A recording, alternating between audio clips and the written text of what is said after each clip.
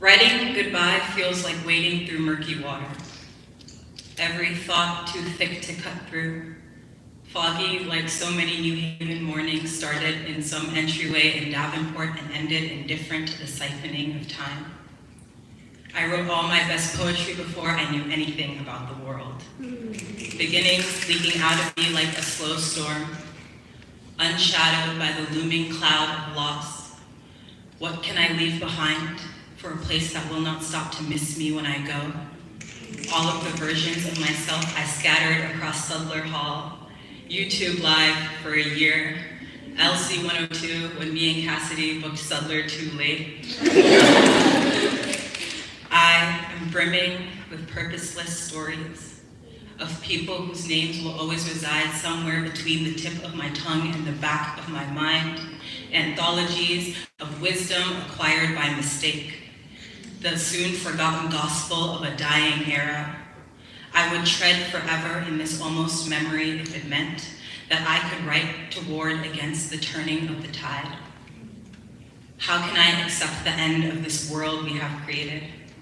During that first fall break I spent on campus with my friends from flyover states too far to justify a plane ticket, it rained so hard we sought uncertain refuge in each other, in one half-furnished dorm room or another, until the sun cast its light on a landscape remade in our imagining. In the throes of a winter soaked with doubt, somewhere between college and York, the greatest lesson I have ever learned. Home is the sound of your name in the mouth of somebody who loves you too. Change is atomic and then torrential, rooting up wasted wishes rotted into dread long before the flood. In this birthplace of building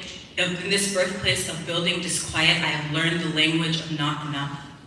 I will spend a lifetime recovering what I have sacrificed at the altar of this institution.